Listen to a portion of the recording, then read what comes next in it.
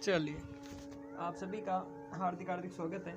आज हम सीईटी का chapter number second, complete chapter number second पढ़ेंगे। तो जो भी न्यू है वो एक रफ कॉपी और पेन या कॉपी और पेन ले लीजिए और पूरा विथ नोट्स और शॉर्ट में जो एग्ज़ाम के व्यू से इम्पोर्टेंट है वो सारा पढ़ेंगे। कुछ फर्स्ट चैप्टर के कुछ पॉइंट रह गए थे जो थे अपने method to overcome the barrier of communication. Communication barrier मतलब कि जब हम किसी के साथ कम्युनिकेशन करते हैं, बातचीत करते हैं, तो किस प्रकार से हमारे साथ में बैरियर्स आती हैं, बाधाएं आती हैं। तो उनको एक बार पढ़ लेते हैं, उसके बाद में सेकंड चैप्टर जो कंप्लीट कर लेंगे। ठीक है, तो फर्स्ट हम देखते हैं कि to achieve effective communication the barrier should be controlled और एलिमिनेटेड। यानी कि जब हम किसी के साथ बातचीत करते हैं तो हमें सबसे पहले जो बैरियर्स आते हैं उन्हें हटाने पड़ेंगे। सही बात है यार, हम किसी के साथ जब बातचीत करेंगे तो बैरियर आएंगे तो उन्हें हटाने पड़ेंगे। The barriers can be occurred at various level of communication that are. और जो बैरियर्स जो होते हैं वो क्या होते हैं, वेरियस लेवल पे होते हैं, अलग अलग वेरियर्स पे। जैसे बैरियर्स में फर्स्ट हम पढ़ते हैं नॉइस। देखो बेटा, मैंने खाली यहाँ पे पॉइंट लिखे, आपको क्या करना है, इसको एक्सप्लेन करना है। ठीक है, फर्स्ट वन है नॉइस। नॉइस मतलब आवाज़ें। जब आप किसी के साथ जैसे फ़ोन पे बात कर रहे हो या किसी के साथ में वीडियो कॉल कर रहे हो, तो जब आपके साथ में आवाज़ें आएगी, अजीब गरीब आवाज़ आती है, तो क्या आप कम्युनिकेट कर पाते हो? नहीं कर पाते।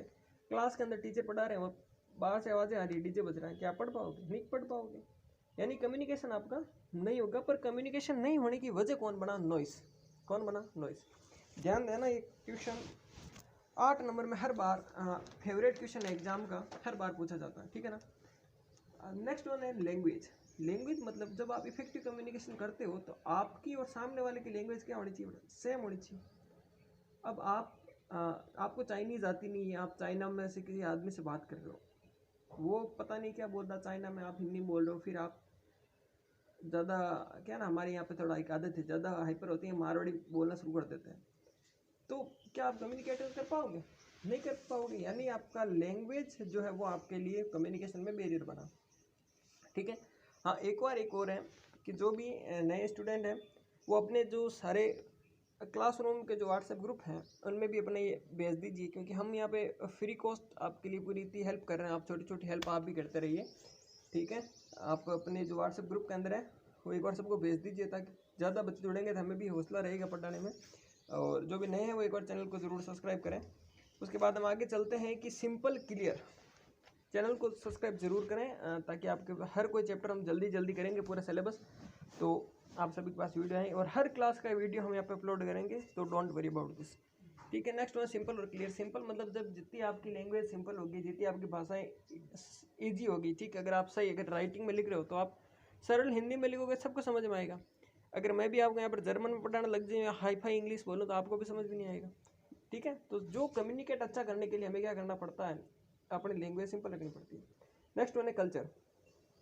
कल्चर के अंदर जैसे आई कांटेक्ट है, टच गेस्ट मतलब क्या होता है? देखो अपना कल्चर जैसे आई कांटेक्ट, हम यहाँ पे आई कांटेक्ट मतलब कि आंखों कहते हैं ना, आंखों इशारों से बातचीत होती है। ठीक है, टच, हम टच से समझा देते हैं भाई। जैसे कभी किसी को 2-3 आदमी बातें कर रहे हैं और एक कोई छोटा बच्चा बार बार बीच में, लगभग 12-13 साल का बीच में बोलता है, हम कहते हैं ना भाई बड़ों की बातों में पंचायती मत किया कर, तो हम क्या करते हैं उसे आई कांटेक्ट से डरा के कहते हैं भाई चुप रहे। ठीक है, तो आई कांटेक्ट से हम उसको बोल देते हैं भाई चुप रहे। अब अगर वो बच्चा आई कांटेक्ट नहीं समझे, ठीक है, तो क्या कम्युनिकेशन हो पाएगा? नहीं हो पाएगा। Next one emotion. कम्युनिकेशन के अंदर जब इमोशन आ जाते हैं, कभी बातचीत करते करते कोई व्यक्ति रोने लग जाता है, फिर वो बोलता है तो क्या हम रोते हुए की आवाज़ सुन सकते हैं? हम कम्युनिकेट नहीं कर पाते, समझ ही नहीं पाते क्या बोल रहा है। नेक्स्ट वन है पॉजिटिव एटीट्यूड्स। हर किसी व्यक्ति का जब पॉजिटिव एटीट्यूड्स होता है कि भाई हाँ मैं ठीक है, मैं कर लूँगा, ये काम मुझसे हो जाएगा, तो कम्युनिकेशन ईजी होता है। हम कहते हैं यार नीट की एग्जाम दे ले, ठीक है, वो कहे नहीं यार नीट में 22 लाख बच्चे बैठते हैं, कहाँ नंबर आता है? 15 लाख हैं, 17 लाख हैं, उसका भी नहीं है, शर्मा जी का ही नहीं है, उसका भी नहीं है। तो फिर तो उसका एटीट्यूड नेगेटिव कि हम उसको कुछ सलाह दे सकते हैं? नहीं दे सकते, यानी कम्युनिकेशन नहीं हो पाएगा। Psychological coach. साइकोलॉजिकल कोच यानी अगर कोई व्यक्ति मेंटल है, मेंटल इलनेस है उसको, ठीक है, तो वो हम उसको कम्युनिकेट नहीं कर पाते हैं। फिजियोलॉजिकल कोच, जैसे शरीर के अंदर कुछ बीमारी है, ब्रेन अटैक है या फिर लिवर फेलियर है या हार्ट अटैक, उसको कुछ आया हुआ, तो हम उसको कम्युनिकेट नहीं कर पाते हैं। Next one network. नेटवर्क तो आप सभी जानते हो। Next no mistake of words. Accurate, अगर आप जब कोई लैंग्वेज लिखते हो और लैंग्वेज आपकी एक्यूरेट है, आप एकदम सटीक लिखते हो, कोई आप मिस्टेक नहीं करते हो, तो कहते हैं ना काट छाँट नहीं करनी चाहिए कॉपी में ज़्यादा, क्योंकि काट छाँट नहीं करोगे तो आपकी जो भाषा वर्तनी है वो अच्छी दिखेगी और सुंदर की वजह से आप अच्छा कम्युनिकेट कर पाओगे। नेक्स्ट वन है medium of channel should be appropriate, आपका जो मीडियम ऑफ चैनल है वो शुड बी अप्रोप्रिएट होना चाहिए। जैसे मैं यहाँ पे आज इतने बड़े सोशल नेटवर्क संग यूट्यूब पे हूँ, तो यहाँ पे क्या है, नेटवर्क जो अपना मीडियम है वो अच्छा है, मेरी आपको वॉइस अच्छी क्लियर आ रही होगी, ठीक है, आपको दिख भी क्लियर रहा होगा।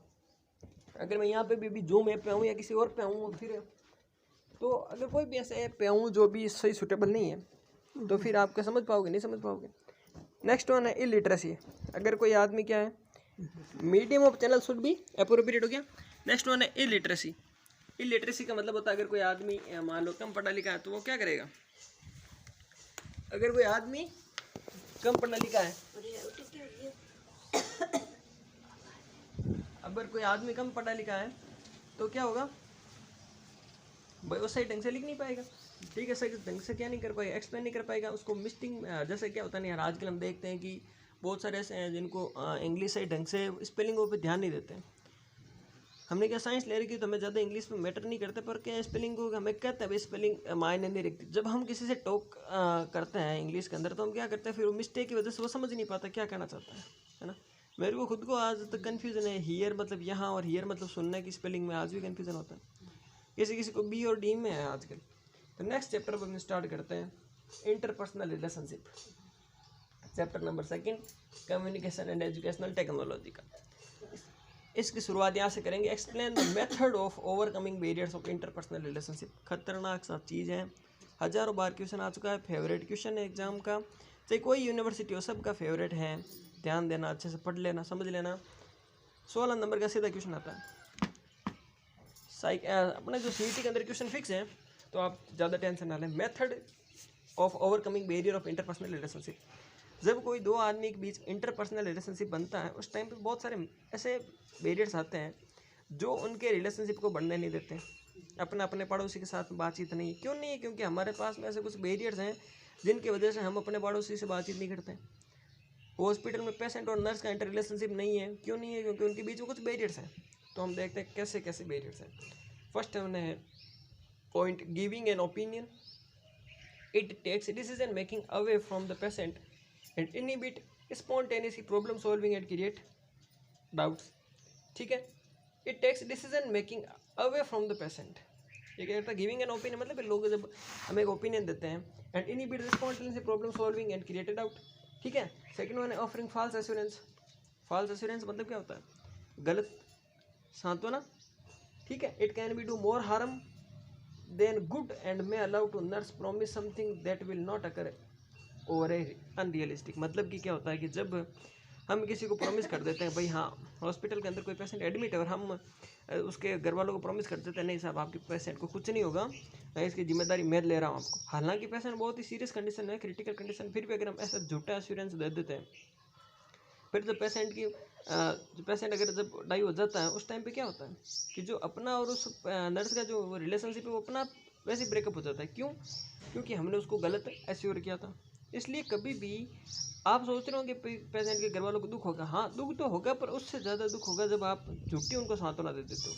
हाँ अगर मीडियम आपको लगता है लेवल ठीक है, पेशेंट सही हो सकता है तो कोई नहीं, ज़्यादा ही क्रिटिकल है फिर भी आप झूठी उनको सांत्वना दे रहे हो तो वो गलत है, ठीक है। Being defensive, defensiveness in the face of criticism implies that patient has no right to an opinion and patient concern often become ignored। कहते हैं पेशेंट का है ना, पेशेंट की जब एक आता है कि पेशेंट की ज़्यादा भावनाओं को नहीं उखाड़ना चाहिए, ठीक है ना। जब अभी हम आगे पढ़ेंगे तब आपको पता चलेगा। Patient concern often become ignore, जो पेशेंट का कंसर्न है वो हम क्या करते हैं, प्राइम इग्नोर कर देते हैं, ये नहीं होना चाहिए। हमेशा पेशेंट का कंसर्न आपको लेना चाहिए, भाई पेशेंट क्या कह रहा है, उसको क्या सर्जरी करानी है, ऑपरेशन कराना नहीं कराना, हम सोचते हैं ये तो क्या है इनके परिवार वालों से ले लें, नहीं। शोविंग अप्रूवल एंड डिसअप्रूवल, फिर आपको क्या अप्रूवल और डिसअप्रूवल शो करना पड़ेगा। जैसे कैसे, it is judgmental and may hurt and conversation and inhibit ability to share ideas and make decision independently. Disapprove can be indicate rejection, and जब disapprove करता है पेशेंट इसका मतलब सीधा भी रिजेक्शन कर रहा है, ठीक है। ये एक जजमेंटल कंडीशन होती है जिसके अंदर क्या करते हैं, मतलब जो एबिलिटी होती है पेशेंट की जो अपनी शेयर आइडिया करने की, मतलब स्वतंत्र रूप से अगर पेशेंट है वो अपने आइडिया शेयर कर रहा है, इसका मतलब ठीक है अप्रूव है, और अगर वो नहीं कर रहा है इसका मतलब क्या, वो डिसअप्रूव मना कर रहा है। आस्किंग वाई, फिर वो बार बार अगर जब पूछता वाई वाई वाई, तो हम क्या करते हैं भाई उसमें इरिटेट हो जाते हैं खुद भी। देखिए देखिए, it may apply an accusation and may cause resentment, insecurity and mistrust. जब बार बार वाई का क्वेश्चन आता है तो हमें सीधा पता चल जाता है कि भाई इसको हमारे ऊपर विश्वास है नहीं है, हमारे काम पर विश्वास नहीं है, ये हम पे भरोसा नहीं कर रहा है, इसलिए पेशेंट क्या, भाई ऐसा क्यों करना है, आप ऐसा नहीं करोगे तो क्या नहीं चलेगा क्या, इंजेक्शन की जगह आप दवाई नहीं दे सकते, क्यों नहीं दे सकते, ये इंजेक्शन क्यों लगा रहे हैं, मतलब जब ऐसा क्वेश्चन आता है मतलब मिसट्रस्ट शो होता है। ठीक है, नेक्स्ट वन है changing the subject in appropriately. Bar bar patient क्या करता है, अगर अपने सब्जेक्ट को चेंज करता है, जैसे it is rude and displays a lack of empathy and the patient may further provide incomplete and educate information. ठीक है, अब ये है ना ज़्यादा इंपॉर्टेंट नहीं है, बस इतने ही थे। अब बाकी आप पॉइंट को याद रखना सिर्फ, जैसे stereotyping, offering a generalized and oversimplifying belief about a group peoples that are based on experience to limited to be valid these response categories present and then negotiate their uniqueness or individual testing में अंदर लिखना है asking questions that make patient admit to something, their responses permit to the patient only limited assurance and often meet the nurses and rather than patient। इसमें क्या होता है ना कि सारे के सारे जो पॉइंट हमें नहीं लिखना, सिर्फ और सिर्फ 5-6 पॉइंट ज़्यादा याद रखना, बाकी वाले को आप ऐसे थ्योरेटिकली थोड़े थोड़े लिखना है। नेक्स्ट है rejecting, refusing to discuss certain aspect with the patient, the responses often makes patient only limited nursing is rejecting not only their communication but also the client themselves। 10th last time agreeing और disagreeing, स्वीकृति करना और मना करना। Rejecting मतलब सीधा ही होता है मना करना, मतलब किसी भी काम को करने के लिए जो है पेशेंट वो सीधा ही मना कर देता है। अगला एग्री और डिसएग्री के अंदर सीधा है कि एग्रीइंग और डिसएग्रीइंग के अंदर these responses patient from thinking through their position and may cause a patient to become defensive. ठीक है, यानी एग्री पेशेंट अगर किसी काम के लिए एग्री है और नहीं, इस बात के लिए डिपेंड करता है कि अगर उसको बिहेवियर अच्छा लगा तो वो एग्री करेगा, नहीं तो वो सीधा ही डिसएग्री कर देगा। नेक्स्ट है डिफाइन आईपीआर। आईपीआर क्या होता है, इंटरपर्सनल रिलेशनशिप। यहाँ से इंपॉर्टेंट क्वेश्चन आता है, वो तो 5 पॉइंट ध्यान रखने थे। यहाँ से important define IPR. Interpersonal relationship are social association, connection और एफिलिएशन बिटवीन 2 और मोर पीपल। यानी इंटरपर्सनल रिलेशनशिप मतलब होता है कि जब आप सामाजिक रूप से जुड़े हुए हों, आपका 2 लोगों के साथ में, 2 या 2 से अधिक लोगों के साथ में सामाजिक रूप से जुड़ाव है, ठीक है, उनसे संबंध है। It is the long term association and it's based on emotion like love, liking, regular business. ऐसा इसके अंदर जैसे आपका क्या होगा, आपके जैसे फ्रेंड्स हैं, आपके कोवर्कर्स हैं, आपके डॉक्टर हैं, नर्स है, क्लाइंट है, इनके बीच में क्या इंटरपर्सनल रिलेशनशिप है, मतलब एक दूसरे के साथ में हम कह सकते हैं जुड़ाव होता है। 2 या 2 से अधिक लोगों के एक दूसरे के साथ में क्या होता है, जुड़ाव होता है। अब किन किन लोगों में इंटरपर्सनल रिलेशनशिप होता है, किन किन लोगों के अंदर जुड़ाव देखने को मिलता है। ठीक है, तो type of interpersonal relationship. Interpersonal relationship are classified on the basis of intimacy. Intimacy मतलब जुड़ाव, प्यार, relational context and level of expectation, मतलब आपकी किन किन लोगों के साथ में उम्मीदें हैं, उनके साथ में जुड़ा हुआ होगा। ठीक है, ये 5 प्रकार होंगे। फर्स्ट वन होगा फैमिली रिलेशनशिप। फैमिली मतलब these relationship are formed on the basis of blood relationship and marriage relationship. ये जो फैमिली रिलेशनशिप है आपके ब्लड रिलेशनशिप मतलब जो आपके खून के जिसके साथ में संबंध हैं, और जो मैरिज रिलेशन है उनके साथ में इंटरपर्सनल रिलेशनशिप होगा। This type of relationship provide role and status to an individual. जैसे आपका आपके भाई के साथ में, ठीक है, पेरेंट्स का उनके चाइल्ड के साथ में, हस्बैंड का वाइफ, ब्रदर का सिस्टर, इन सब का जो रिलेशनशिप है उसे कहते हैं family relationship. Next one friend relationship. A group of friends is freely chosen association. This is relation consist mutual love, trust, respect and unconditional acceptance. मतलब क्या होता है, फ्रेंड में क्या आएगा, जैसे फ्रेंड के जिसके अंदर आपको आपका दोनों का आपसी प्यार, एक दूसरे पर विश्वास, दूसरे के प्रति आदर और अनकंडीशनल एक्सेप्टेंस, मतलब बिना फालतू की कोई भी आपके यहाँ पे शर्तें नहीं होगी, बेफालतू की शर्तें यहाँ पे नहीं होती हैं। वैसा रिलेशनशिप अगर आपके हैं तो होगा फ्रेंडशिप रिलेशनशिप। नेक्स्ट है romantic relationship. Romantic relationship characterized by the passion committed in intimacy between parts. The couple may live together और नॉट। इसमें क्या होता है कि कपल टुगेदर रह सकते हैं और नहीं रह सकते, पर उनके बीच में क्या है कि पैशन होगा, कमिटेड होगा, और कमिटमेंट एंड इंटीमेसी मतलब एक दूसरे के साथ में जुड़ा होगा। ठीक है। नेक्स्ट वन है प्रोफेशनल रिलेशनशिप। इसमें ध्यान देना, प्रोफेशनल के अंदर क्या होगा कि it is a type of formal relationship. ये क्या होगा, फॉर्मल होगा, जहाँ पे आप काम करते हो उन वर्कर्स के साथ में आपके रिलेशनशिप कैसा, उसे कहेंगे professional relationship. It is a small type of formal relationship in a small और large professional group. Individual united have a common interest. जो लोग आपस में जुड़े हुए हैं उनका क्या होगा, कोई कॉमन इंटरेस्ट होगा, और जो नहीं जुड़े हैं उनका कोई कॉमन इंटरेस्ट नहीं होगा। जैसे बताएं हम कॉलेज होती है या फिर कोचिंग होती है, इनके अंदर क्या होता है कि जो सारे के सारे लोग जुड़े हुए होते हैं, क्योंकि उनका एक ही पर्पस है कि ज़्यादा से ज़्यादा स्टूडेंट को अपने ओर आकर्षित करना, ठीक है, उच्च शिक्षा देना और अच्छी कोचिंगें चलाना, ताकि उनकी कोचिंग क्या नंबर 1 पे रहे। कहते हैं ज़िंदगी में गूगल के साथ में खुद को भी अपडेट करना पड़ता है ना। व्हाट्सएप का अपडेट आ जाता 15 दिन के अंदर, तो ज़िंदगी में आपको अपडेट करना पड़ेगा, बढ़ते रहना पड़ेगा, आपको पढ़ते रहना पड़ेगा, क्योंकि नर्सिंग फील्ड ऐसा पढ़ोगे तभी तो बढ़ेगा, है ना। तो यानी आपको खुद को अपडेट करना बहुत ही ज़रूरी है। नेक्स्ट वन है पेलेंटोनिक रिलेशनशिप। सबसे खतरनाक इंपॉर्टेंट यही है, ध्यान देना। ये क्वेश्चन आता है बहुत ईजी मेरे हिसाब से। नेक्स्ट वन देखिए, हम कह रहे हैं पेलेंटोनिक रिलेशनशिप के अंदर क्या करें कि it is a type of formal यहाँ पे it is a type of relationship between the two individual without any feeling of sexual desire और each other is called platonic relationship. जैसे रोमांटिक रिलेशनशिप में भी यही था, इसमें भी यही है। इसमें क्या है कि खाली सेक्सुअल डिजायर नहीं होगी, बाकी सब चीज़ आपका सेम टू सेम रहेगा। In such a relationship man और women are the just friend and do not mix love with friendship. इसमें क्या होगा, खाली मैन और फीमेल होंगे जो लव में मतलब होंगे, पर एक फ्रेंडशिप जैसे होगा। हाँ, म्यूचुअल लव हो सकता है, बट फ्रेंडशिप जैसा होगा, और इसमें कोई सेक्सुअल डिजायर वगैरह नहीं होती है। ठीक है। पेरेंटोनिक रिलेशनशिप माइट विथ एन, इसमें क्या होगा, इसमें जब ऐसा रिलेशनशिप चलता है तो लॉन्ग टर्म के बाद में आफ्टर ए म्यूचुअल दोनों का लव के बाद में मैरिज यहाँ पे अकर हो सकती है और नहीं भी हो सकती है। ठीक है, ये है platonic relationship. Next one phases of interpersonal relationship, यानी इंटरपर्सनल रिलेशनशिप की क्या क्या फेजेस हैं।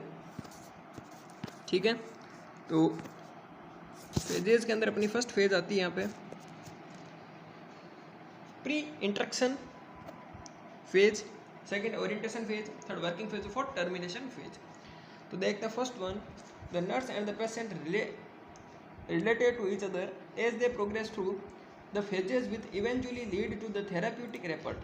जैसे क्या होता है कि नर्स और पेशेंट को इन फेजों के माध्यम से गुजरना पड़ता है। क्यों?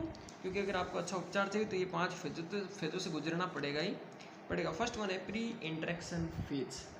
प्री इंट्रैक्शन मतलब सीधा ही पता चल रहा है यार, जब पेशेंट और नर्स आपस में नहीं मिले हैं उस टाइम में जो इंट्रैक्शन होता है उसे कहते हैं pre interaction phase. In this phase, the nurse reviewed the information about the patient in the medical record and the gathered data from the other caregiver belong meeting the patient, so that she can be prepared to face about the concern or a issue that may arise during the nurse-patient interaction। क्या होता है कि जब duty की shift change होती है, जैसे मान ला मैंने कहा कि 9 बजे ड्यूटी मेरी हॉस्पिटल के अंदर लगती है, 9 बजे जब मैं आता हूँ तो मैं नाइट नर्सिंग स्टाफ से पूछता हूँ कि भाई रात को कोई पेशेंट एडमिट हुआ, तो वो कहेगा हाँ साहब हुआ। तो मैं कहूँगा उनकी मेडिकल रिकॉर्ड बताइए, तो वो मेडिकल रिकॉर्ड हमें बताते हैं। उस मेडिकल रिकॉर्ड से हम क्या समझ सकते हैं कि पेशेंट की एज क्या है, कौन से वार्ड के अंदर है, पेशेंट को कौन सी डिजीज़ हो रही है, ये सब चीज़ें हम जब समझते हैं उसे कहते हैं प्री इंट्रैक्शन फेज। नेक्स्ट है इंट्रोडक्टरी एंड ओरिएंटेशन फेज। इसमें क्या होगा, in this phase begin with when the nurse and the patient first meet at the beginning the relationship neither person is able to perceive the other unequiness। इसमें क्या होगा कि जब patient और nurse first time पे आपस में मिलते हैं, कब, जब कोई नर्स उसकी जैसे बीपी चेक करने के लिए फर्स्ट काम यही होता है 9 बजे की नर्स का, नर्सिंग स्टाफ का, भाई सबसे पहले उसकी बीपी वगैरह सब वापस है एकदम से चेक की जाए। ठीक है, at the beginning of the relationship neither the person is able to perceive others and business. ठीक, अब इसमें क्या है, वो नर्स तैयार हो रही है कि उस पेशेंट के सामने जाने के लिए उसका रिपोर्ट वगैरह सब हाथ में लेकर के उसकी पूरी इन्फॉर्मेशन कलेक्ट करके जाने वाली। ठीक है, अभी मतलब ऐसा समझ लो कि अभी उसके रूम के अंदर गई है, अब जब वर्किंग स्टार्ट होगा उसे थर्ड को हम कहेंगे वर्किंग फेज। अब क्या हुआ, अब ना तो फर्स्ट फेज में पेशेंट के बारे में उसने नर्स ने क्या की, सारी जानकारी ली, उसका नाम पता लिया, रिकॉर्ड लिया, उसकी प्रॉब्लम सॉल्विंग देखी, कितने ईयर का है, क्या कौन है, कौन से वार्ड में, ये सब जाना। फिर सेकंड में क्या हो गई, वो जाने के लिए तैयार हुई, उसने सारा उसका रिकॉर्ड वगैरह लिया, बीपी मशीन हाथ में ली और वहाँ पे अब उसके इंटरेक्शन के लिए उसके रूम में गई। अभी तक उनके दोनों के बीच में कोई बातचीत नहीं हुई, ना कोई रिलेशनशिप हुआ, इंटरपर्सनल रिलेशनशिप हुआ। थर्ड फेज है वर्किंग फेज। अब होगा काम का phase. Working phase is a dynamic at the verbal and non verbal levels in the theoretic relationship. अब यहाँ पे खतरनाक चीज़ आती है कि ये लेवल तय करेगा कि उन दोनों के बीच में बातचीत होगी या नहीं होगी। अगर पेशेंट चुप रहा तो कोई बातचीत नहीं होगी, अगर पेशेंट बोला तो कोई बातचीत होगी। Where the patient express to solve their problem. अब यहाँ पर पेशेंट अगर पूछेगा कि भाई मेरी ये प्रॉब्लम है, मैं किस प्रकार से मेरी प्रॉब्लम सोल्व हो सकती है, तो कोई रिलेशनशिप बन सकता है। During the working phase of the therapeutic relationship the nurse take action to meet goal set with the patient. The nurse and patient work together. यहाँ पर क्या करते हैं, नर्स और पेशेंट क्या करते हैं, एक साथ में वर्क करते हैं, ठीक है। अब यहाँ पे जो भी अगर पेशेंट की नर्स से प्रॉब्लम पूछी, भैया मेरी ये प्रॉब्लम है, क्या मेरा फ़र्क पड़ जाएगा, क्या कब तक फ़र्क पड़ेगा, ठीक है, क्या ये सीवियर तो नहीं हो सकती, मेरे को कोई कॉन्ट्रा इंडिकेशन कुछ ज़रूरत है क्या, ये सब चीज़ें जब बातचीत चलती है तो वर्किंग फेज है। अगर पेशेंट चुपचाप रहा तो नर्स आएगी और उसका सॉरी यार नर्सिंग स्टाफ बोलना चाहता हूँ बार बार, नर्स वाला। आप सभी को मैंने एक वीडियो बताया था कि आप सभी के लिए खुशखबरी, यहाँ पर आज से आप नर्सिंग सब स्टाफ हो चुके हो, ठीक है। जो भी लगेगा वो सब नर्सिंग स्टाफ और फर्स्ट ग्रेड वाला होगा सीनियर नर्सिंग ऑफिसर, ठीक है भाई। नेक्स्ट वन है टर्मिनेशन फेज। लास्ट फेज होती है the primary objective at the end of the therapeutic relationship is the mutually planned and satisfying termination. यहाँ पर क्या होगा भाई, म्यूचुअली मतलब दोनों की आपसी से, नर्स को कुछ नहीं पूछना, पेशेंट को कुछ नहीं पूछना, नर्स तो वैसे नहीं पूछती, पेशेंट नर्स ने पूछ लिया कैसे ठीक हो, वो बोलेगा हाँ बस ठीक है, तो बस इतना ही रिलेशनशिप बना। अगर उन्होंने ज़्यादा कुछ पूछा, ज़्यादा बातचीत की, तो नर्स को पता चलेगा हाँ भाई ऐसा बिहेवियर है, उसका ऐसा बिहेवियर नहीं है, ठीक है, ये सब चीज़ें। The nurse encouraged assessment of the appropriateness and the outcomes of goal established like goals is vital and terminate a relationship. अब यहाँ पर क्या करेगी, नर्स आएगी और सॉरी यार नर्सिंग स्टाफ आएगा और क्या करेगा, उसका सारा बीपी वगैरह लेकर के और फेज को वहीं पर टर्मिनेट कर देगा, सब रिपोर्ट के अंदर लिख देगा। नेक्स्ट वन है भाई purpose of the interpersonal relationship, कि क्या ज़रूरत है, अगर आप ऐसा रिलेशनशिप रखते हो तो क्या ज़रूरत है, क्यों आपको इंटरपर्सनल रिलेशनशिप रखना है। Interpersonal relationship are social association connection और एफिलिएशन बिटवीन द टू और मोर पीपल। जो IPR होता है वो एक सामाजिक जुड़ाव होता है, सामाजिक प्रेम होता है दो और दो से अधिक लोगों के बीच का। It is the long term association and it's based on the emotional like love and liking interaction. ये क्या करता है, लॉन्ग टर्म एसोसिएशन हो सकता है, पर इसमें ज़रूरी है आप एक दूसरे से क्या हो, आप इंटीमेसी हो, आप एक दूसरे से आपके इमोशन हो। एक ध्यान रखना बेटा, loss of emotion called apathy, ठीक है, लॉस ऑफ इमोशन को कहते हैं अपैथी। तो इसमें क्या होगा, पेशेंट का इमोशन होगा, एक दूसरे से प्यार होगा, एक दूसरे से बातें करेगा तो IPR वैसे शेयर हो जाएगा। The people in relationship tends to share their thought views and feeling. और इसके अंदर क्या करता है कि पेशेंट अपने जो है इमोशंस को शो करता है, अपने थॉट्स को, अपने विचारों को, अपनी फीलिंग को शो करता है, ठीक है। नेक्स्ट है कॉमन पर्पज आर। अब इसके कॉमन पर्पज क्या है वो देखते हैं। Allowing expression of feeling. First क्या करता है ये, अपने फीलिंग के एक्सप्रेशन को शो करते हैं। कॉमन पर्पस है दोनों का, ठीक है, दोनों ही क्या करते हैं, अपनी फीलिंग के जो उनकी फीलिंग है दोनों की एक दूसरे के प्रति वो क्या करते हैं, शो करते हैं। Valuing honesty respect patient and responsibility. फिर देखिए ईमानदारी से सम्मान के साथ में पेशेंट और उनके जो जिम्मेदारी वो दोनों निभाते हैं, ठीक है भाई।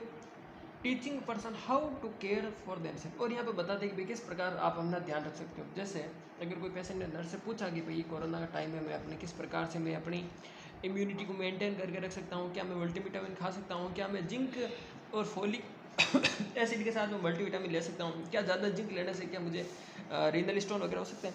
तो अगर वो पूछेगा तो नर्स बताएगी, ठीक है। तो उनके दोनों के बीच में क्या होगा, इंटर रिलेशनशिप होगा। Gain confidence and satisfaction. इसकी वजह से पेशेंट को क्या होगा भाई, कॉन्फिडेंस हो जाएगा, आत्मविश्वास बढ़ जाएगा और उसको सेटिस्फैक्शन हो जाएगा भाई, हाँ ठीक है, जो मेरे जो है मेरे अगर सपोज ऑपरेशन के अंदर अगर नर्स बातचीत ना करेगा तो उसको यार अजीब लगता है, ठीक है। उसके साथ अच्छे से व्यवहार करेगा तो उसको लगेगा हाँ भाई ठीक है, कोई नहीं, 2-3 दिन यहाँ पे रुकना पड़ा तो भी कोई नहीं, यहाँ के स्टाफ तो ठीक है भाई, अच्छी बातचीत करते हैं, है ना। Next one, providing intellectual help to meet the needs of others. It is learn about self and society, इसमें सिखाया जाता है अपने आप के लिए, अपने आप में कैसे जीना है, कैसे सीखना और किस प्रकार से आप अपने सोसाइटी के अंदर कुछ नॉलेज को दे सकते हो। Providing information so that client can make inform decision, यहाँ पे क्या करते हैं इन्फॉर्मेशन दी जाती है ताकि क्या है वो क्लाइंट अपना डिसीजन खुद ले सके। To influence control and direct others, to elevate loneliness, देखिए सबसे बड़ी चीज़ तो ये होती है, लोनलीनेस को हटाने के लिए सबसे बड़ी काम यही है, अकेलापन पेशेंट फील ना करें।